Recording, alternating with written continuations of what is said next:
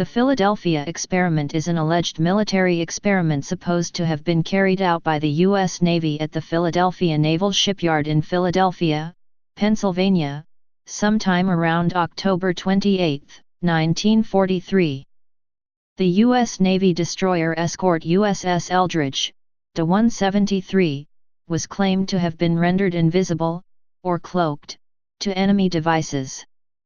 The story first appeared in 1955, in letters of unknown origin sent to a writer and astronomer, Morris K. Jessup. It is widely understood to be a hoax. The U.S. Navy maintains that no such experiment was ever conducted, that the alleged details of the story contradict well-established facts about USS Eldridge, and that the claims do not conform to known physical laws. Origins of the story. In 1955, astronomer and UFO buff Morris K. Jessup, the author of the just-published book The Case for the UFO, about unidentified flying objects and the exotic means of propulsion they might use, received 2 letters from a Carlos Miguel Allende, who also identified himself as Carl M. Allen in another correspondence, who claimed to have witnessed a secret World War II experiment at the Philadelphia Naval Shipyard. In this experiment, Allende claimed the destroyer escort USS Eldridge, DE 173, was rendered invisible, teleported to New York, teleported to another dimension where it encountered aliens, and teleported through time, resulting in the death of several sailors, some of whom were fused with the ship's hull. Jessup dismissed Allende as a crackpot. In early 1957, Jessup was contacted by the Office of Naval Research, ONR, in Washington, D.C., who had received a parcel containing a paperback copy of The Case for the UFO in a manila envelope marked Happy Easter. The book had been extensively annotated in its margins, written with 3 different shades of pink ink, appearing to detail a correspondence among 3 individuals, only one of which is given a name, Jemmy. The ONR labeled the other 2 Mr. A and Mr. B. The annotators referred to each other as gypsies and discussed 2 different types of people living in outer space. Their text contained non-standard use of capitalization and punctuation, and detailed a lengthy discussion of the merits of various elements of Jessup's assumptions in the book. There were oblique references to the Philadelphia experiment. One example is that Mr. B reassures his fellow annotators who have highlighted a certain theory which Jessup advanced. Based on the handwriting style and subject matter, Jessup concluded a large part of the writing was Allende's, and others have the same conclusion, that the 3 styles of annotations are from the same person using 3 pens. The ONR funded a small printing of 100 copies of the volume by the Texas-based Vero Manufacturing Company, which later became known as the Vero edition, with the annotations therefore known as the Vero annotations. Jessup tried to publish more books on the subject of UFOs, but was unsuccessful. Losing his publisher and experiencing a downturn in his personal life led him to commit suicide in Florida on April 30, 1959. Repetitions. In 1963, Vincent Gaddis published a book of Forteana, titled Invisible Horizons, True Mysteries of the Sea. In it he recounted the story of the experiment from the Vero annotations. George E. Simpson and Neil R. Berger published a 1978 novel titled Thin Air. In this book, set in the present day, a Naval Investigative Service officer investigates several threads linking wartime invisibility experiments to a conspiracy involving matter transmission technology. Large-scale popularization of the story came about in 1979 when the author Charles Berlitz, who had written a best-selling book on the Bermuda Triangle, and his co-author, ufologist William L. Moore, published The Philadelphia Experiment, Project Invisibility, which purported to be a factual account. The book expanded on stories of bizarre happenings, lost unified field theories by Albert Einstein, and government cover-ups, all based on the Allende/Allen letters to Jessup. Moore and Berlitz devoted one of the last chapters in the Philadelphia Experiment, Project Invisibility to the Force Fields of Townsend Brown, namely the experimenter and then U.S. Navy technician Thomas Townsend Brown. Paul Violet's book Secrets of Anti-Gravity Propulsion also recounts some mysterious involvement of Townsend Brown. The story was adapted into a 1984 time travel film called The Philadelphia Experiment, directed by Stuart Raphael. Though only loosely based on the prior accounts of the experiment, it served to dramatize the core elements of the original story. In 1990, Alfred Bielek, a self-proclaimed former crew member of USS Eldridge and an alleged participant in the experiment, supported the version as it was portrayed in the film. He added details of his claims through the internet, some of which were picked up by mainstream news outlets. General synopsis. The experiment was allegedly based on an aspect of some unified field theory, a term coined by Albert Einstein to describe a class of potential theories. Such theories would aim to describe mathematically and physically the interrelated nature of the forces that comprise electromagnetic radiation and gravity, in other words, uniting the fields of electromagnetism and gravity into a single field. According to some accounts, unspecified researchers thought that some version of this field would enable using large electrical generators to bend light around an object via refraction, so that the object became completely invisible. The Navy regarded this of military value and it sponsored the experiment. Another unattributed version of the story proposes that researchers were preparing magnetic and gravitational measurements of the seafloor to detect anomalies, supposedly based on Einstein's attempts to understand gravity.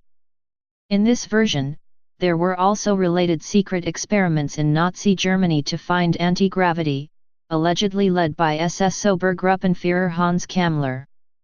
There are no reliable, attributable accounts, but in most accounts of the supposed experiment, USS Eldridge was fitted with the required equipment at the Philadelphia Naval Shipyard.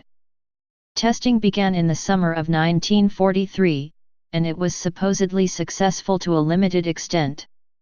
One test resulted in Eldridge being rendered nearly invisible, with some witnesses reporting a greenish fog appearing in its place. Crew members complained of severe nausea afterwards. Also, reportedly, when the ship reappeared, some sailors were embedded in the metal structures of the ship, including one sailor who ended up on a deck level below that where he began and had his hand embedded in the steel hull of the ship, as well as some sailors who went completely bananas. There is also a claim the experiment was altered after that point at the request of the Navy, limiting it to creating a stealth technology that would render USS Eldridge invisible to radar. None of these allegations have been independently substantiated. The conjecture then claims that the equipment was not properly recalibrated, but that in spite of this, the experiment was repeated on October 28, 1943. This time, Eldridge not only became invisible, but she disappeared from the area in a flash of blue light and teleported to Norfolk, Virginia, over 200 miles, 320 kilometers, away. It is claimed that Eldridge sat for some time in view of men aboard the ship SS Andrew Furusth, whereupon Eldridge vanished and then reappeared in Philadelphia at the site it had originally occupied. It was also said that the warship went approximately 10 minutes back in time. Many versions of the tale include descriptions of serious side effects for the crew. Some crew members were said to have been physically fused to bulkheads while others suffered from mental disorders, some rematerialized inside out, and still others vanished. It is also claimed that the ship's crew may have been subjected to brainwashing, to maintain the secrecy of the experiment. Evidence and research. The historian Mike Dash notes that many authors who publicized the Philadelphia experiment story after that of Jessup appeared to have conducted little or no research of their own. Through the late 1970s, for example, Allende/Allen was often described as mysterious and difficult to locate, but Goerman determined Allende/Allen's identity after only a few telephone calls. Others speculate that much of the key literature emphasizes dramatic embellishment rather than pertinent research. Berlitz's and Moore's account of the story, The Philadelphia Experiment, Project Invisibility, claimed to include factual information, such as transcripts of an interview with a scientist involved in the experiment, but their work has also been criticized for plagiarizing key story elements from the novel Thin Air, which was published a year earlier. Misunderstanding of documented naval experiments. Personnel at the 4th Naval District have suggested that the alleged event was a misunderstanding of routine research during World War II at the Philadelphia Naval Shipyard. An earlier theory was that the foundation for the apocryphal stories arose from degaussing experiments which have the effect of making a ship undetectable or invisible to magnetic mines. Another possible origin of the stories about levitation, teleportation, and effects on human crew might be attributed to experiments with the generating plant of the destroyer USS Timmerman, DD-828, whereby a higher frequency generator produced corona discharges, although none of the crew reported suffering effects from the experiment. Observers have argued that it is inappropriate to grant credence to an unusual story promoted by one individual, in the absence of corroborating evidence. Robert Goerman wrote in Fate magazine in 1980, that Carlos Allende/Carl Allen, who is said to have corresponded with Jessup, was Carl Meredith Allen of New Kensington, Pennsylvania, who had an established history of psychiatric illness, and who may have fabricated the primary history of the experiment as a result of his mental illness. Goerman later realized that Allen was a family friend and a creative and imaginative loner, sending bizarre writings and claims. Timeline inconsistencies. The USS Eldridge was not commissioned until August 27, 1943, and it remained in port in New York City until September 1943. The October experiment allegedly took place while the ship was on its first shakedown cruise in the Bahamas, although proponents of the story claim that the ship's logs might have been falsified or else still be classified. The Office of Naval Research, ONR, stated in September 1996, ONR has never conducted investigations on radar invisibility, either in 1943 or at any other time. Pointing out that the ONR was not established until 1946, it denounces the accounts of the Philadelphia experiment as complete science fiction. A reunion of Navy veterans who had served aboard USS Eldridge told a Philadelphia newspaper in April 1999 that their ship had never made port in Philadelphia. Further evidence discounting the Philadelphia experiment timeline comes from USS Eldridge's complete World War II action report, including the remarks section of the 1943 deck log, available on microfilm. Alternative explanations. Researcher Jacques Vallée describes a procedure on board USS Engstrom, DA-50, which was docked alongside the Eldridge in 1943.